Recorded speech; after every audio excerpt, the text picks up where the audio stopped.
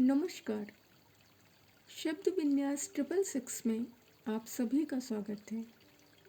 आज हम सुश्री उषा प्रेमवदा द्वारा रचित उपन्यास 55 खंभे लाल दीवारें का तृतीय भाग सुनेंगे। तो सुनना प्रारंभ करें। मीनाक्षी के जाने के बाद सुषमा ने मुंह हाथ धोकर कपड़े बदले। सुबह से जूड़ा बनाई थी। बाल संवार कर उन्हें बिना गूंथे ही वह लेट गई। उसकी दृष्टि अपने खिड़की के पर्दों पर गई। पारदर्शी नायलॉन के इन छपे हुए पर्दों की सभी ने बहुत सराहना की थी। बाहर से आती बरसाती हवा उनके कोनों से खेल रही थी और वे कुछ इस तरह हिल रहे थे जैसे कि किसी के अभिलषित स्पर्श से मन में हिलोरे उठने लगे। सुषमा ने अनजाने में एक आह भरी। उसे निरुपमा का ख्याल आ गया। वह देखने में तीनों बहनों से सुंदर थी, परंतु मंद बुद्धि थी। 1 साल इंटर में फेल भी हो चुकी थी। उसे घर के काम धंधे बहुत अच्छे लगते थे। माँ की इच्छा थी कि उसका विवाह जल्दी ही हो जाए। मौका निकालकर वह सुषमा से कह भी चुकी थी, तुम बहुत फिजूल खर्च होती जा रही हो, जरा हाथ दबा कर खर्च किया करो। नीरू की शादी भी तो करनी है। सुषमा ने कुछ तिक्त स्वर में कहा, पहली शादी तो तय करो, वक्त आने पर रुपया हो ही जाएगा। एकदम से कहाँ से आ जाएगा? बूंद बूंद से ही घट भरता है। कर्ज ले लूंगी। सुषमा बेबाक चिड़चिड़ा उठी, और बाद में चुकाती रहूंगी। तुम क्यों लोगी? नीरू तुम्हारी जिम्मेदारी थोड़ी ही है।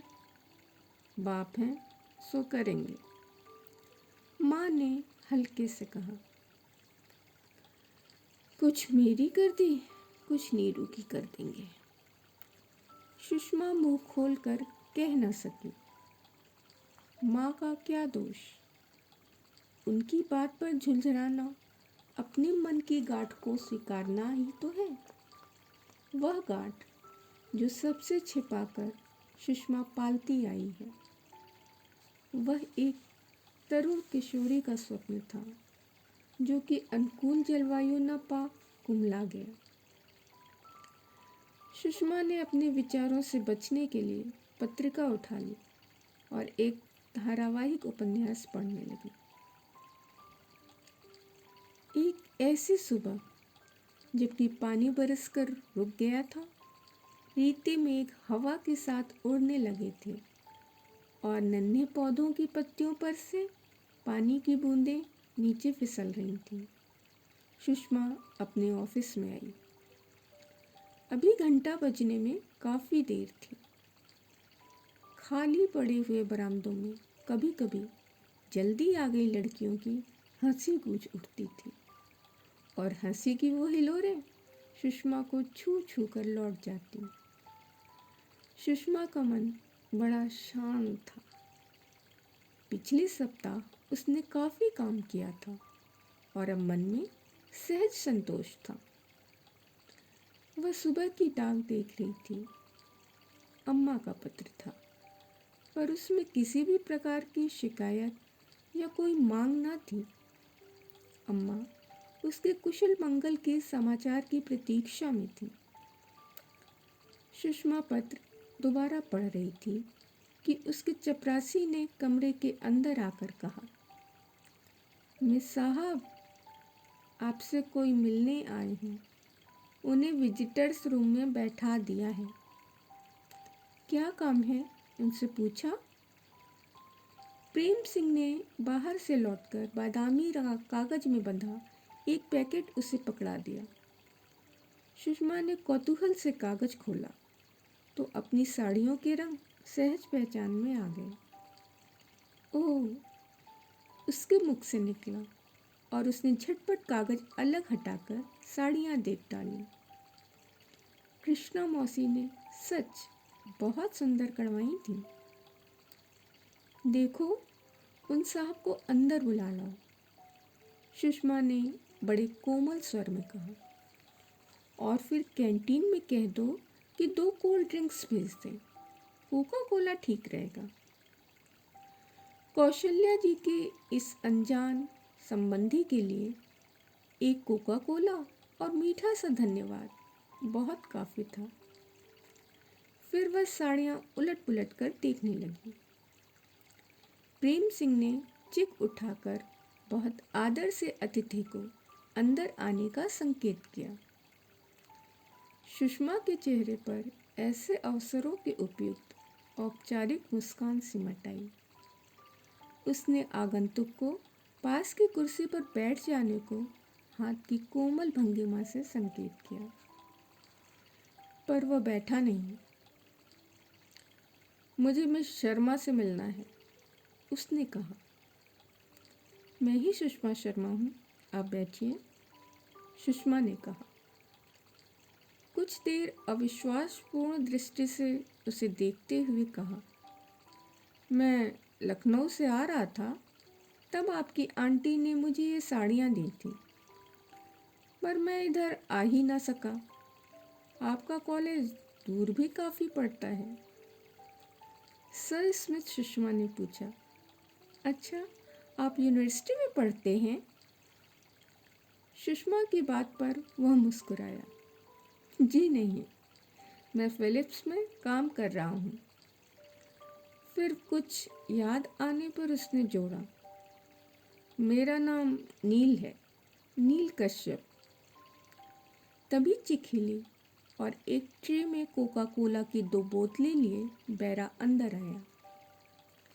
आपने यह तकल्लुफ़ क्यों किया? नील ने पूछा। सुषमा मुस्कुराई। मैंने सोचा था कि आप बीए प्रथम वर्ष के विद्यार्थी होंगे और कोका कोला पीना पसंद करेंगे। यही गलती मैंने की थी। मैं सोच रहा था कि वार्डन साहिबा कम से कम 55-60 की तो होंगी ही। मेरी गलती में सुधार हो सकता है। क्या पिएंगे आप?